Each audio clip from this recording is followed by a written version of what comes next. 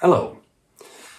I'm going to share this amazing podcast that I've heard. And it's from Lewis Howes in conversation with Andrew Huberman. And the podcast, I will post a link in the description, but the podcast is called Hack Your Brain for Unlimited Potential with Andrew Huberman. And it's, first of all, Andrew is explaining in a way that I can really learn from. I think he doesn't say in like any time. And he's really a guy with a drive, so it's very pleasant to listen to. You know, like, Andrew, if you see this, man, I love you. This is amazing. And he's a scientist and he knows about the biochemics. So this is what I got from it. And it's really recommendable to hear it yourself, because I just give you, you know, like my key takeaways.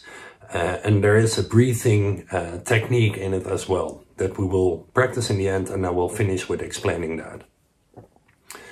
First of all, about adrenaline and dopamine.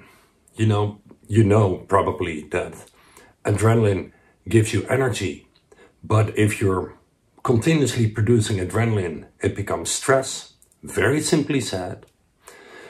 And if we only produce adrenaline, we burn out, basically. But the combination of adrenaline with dopamine gives us this sensation of being on the right path, being in flow, whatever you want to call it. You know, like you're writing your book and suddenly it's 6 hours later. You know, you notice like, oh my God, I lost 6 hours and you wrote like 30 pages. I don't know, something like that, you know, like super flow. Now he comes with an example of other mammals, and that makes it very interesting. Like if you would look at a lion, you know, a lion wakes up and he needs food for himself or herself in this case, because, you know, female lions do the hunting, and for their kids. So they get a shot of adrenaline. Oh my God, I need food. Now that wakes them up, you know, and that gets them going. If they wouldn't find food, they would like crash at a certain moment. Now they will not die because they can go a long time without food. But once a lion smells like water, for example, when he or she is thirsty, or a prey, they get a dopamine release.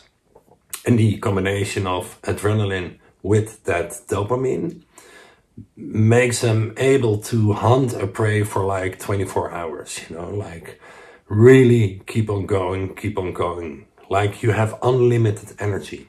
And that makes me think of the film Unlimited, you know, where you can take a pill and use 100% of your brain. Anyway, so adrenaline with dopamine. Only adrenaline wears you out, but dopamine together with adrenaline gives you the feeling of flow and even super flow. Now, how do we release dopamine? And this is very much not by reaching a goal. You know, it's very common, and I have had this myself. After I finally finished my university, I graduated from my master's. It took me about 6 years.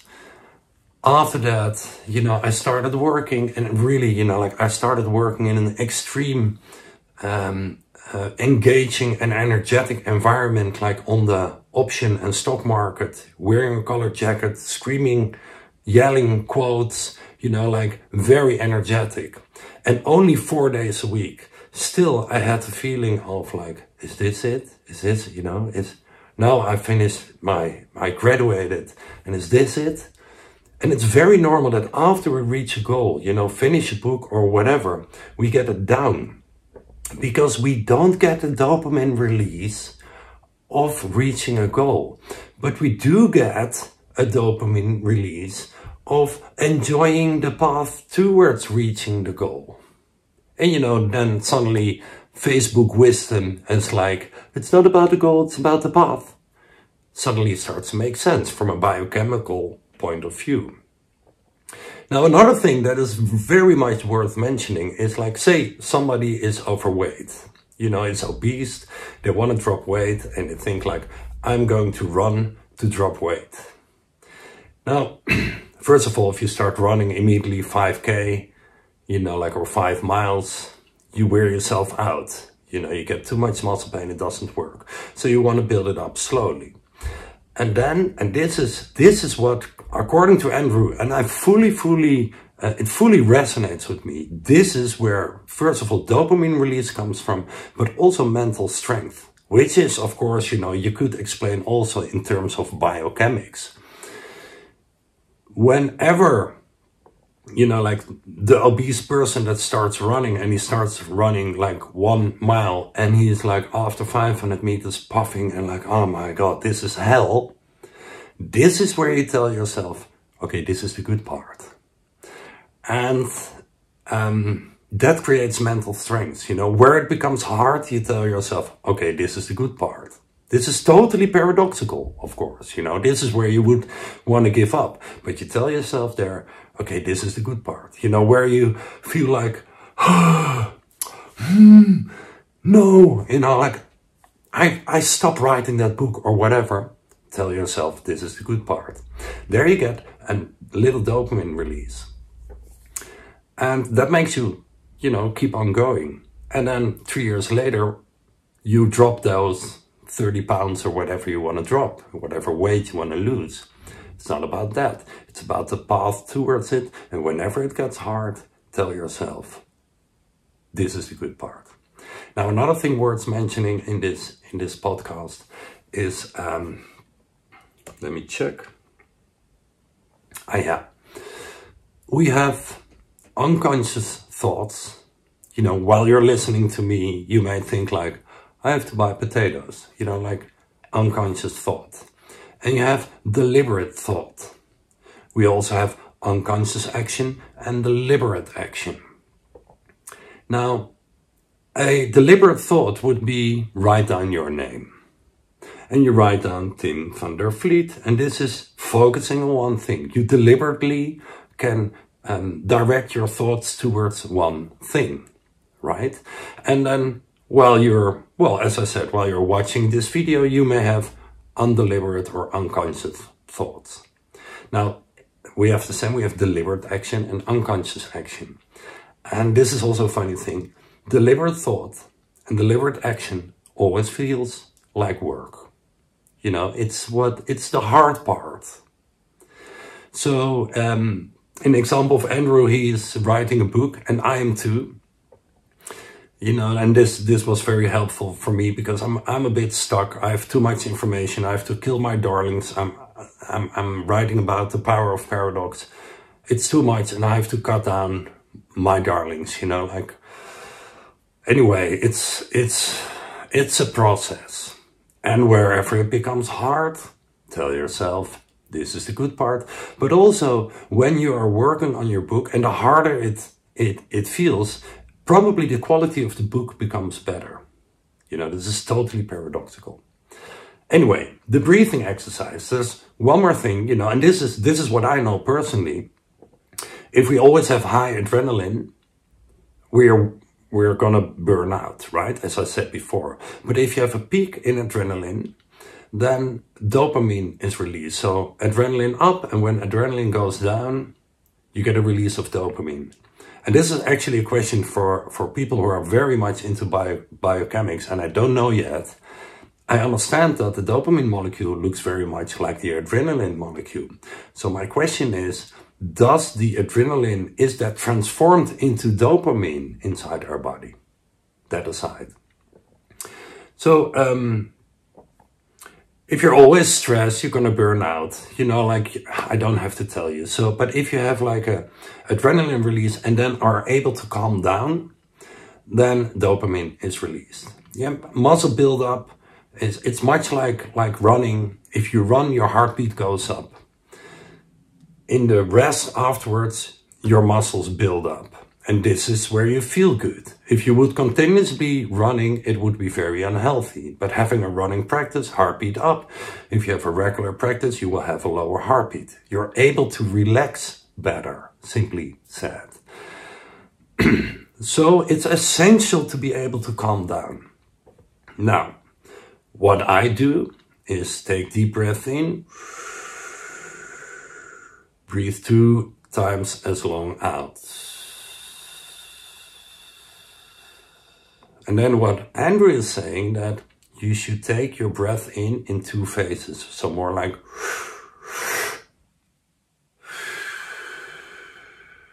and that would calm you down even more.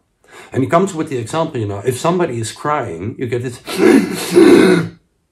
that is actually a physical reaction of us trying to calm down. So let's try that. Let's do, 2 rounds of each. First, normally deep in, twice as long out, 3 times breathing. Then we wait for a bit, and then we take a double breath in and twice as long out. And wait a bit and do that again and see what feels better. Like I haven't done this, so for me this is new. And please join me with this. Okay. Calm down, shoulders relaxed. Try to breathe through the belly as much as you can. Let's breathe deep in. Twice as long out.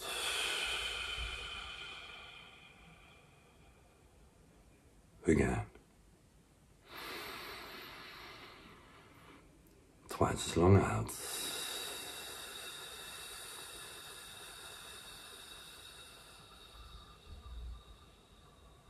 Even slower, deep in. Twice as long out.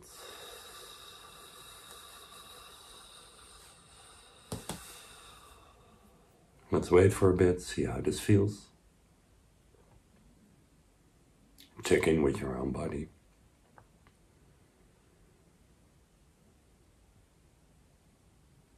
Now let's do a double inhale.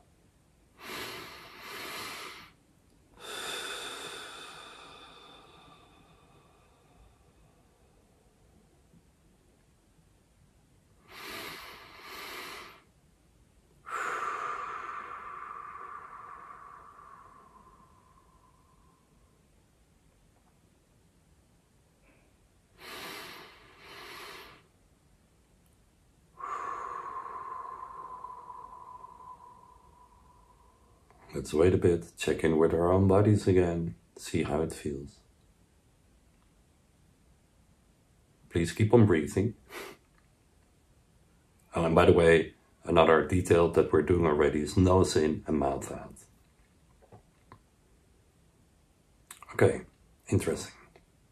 Let's do it again. So, normal in, 1 breath in.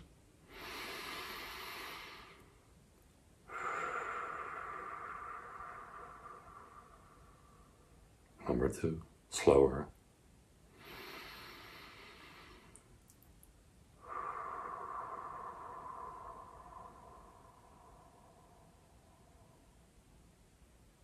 Number 3, even slower.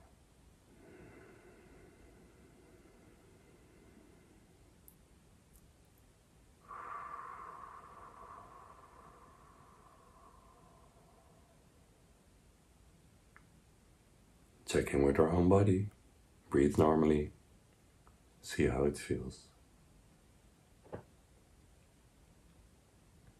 Okay, again, double inhale, twice as long out, nose in, mouth out, 3 times.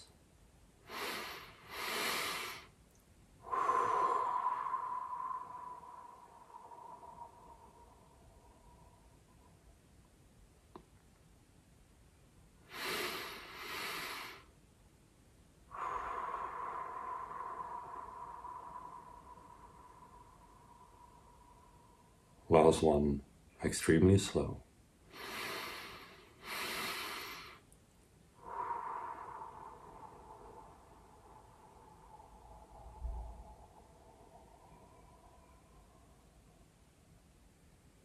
Let's feel again, check in with our own body.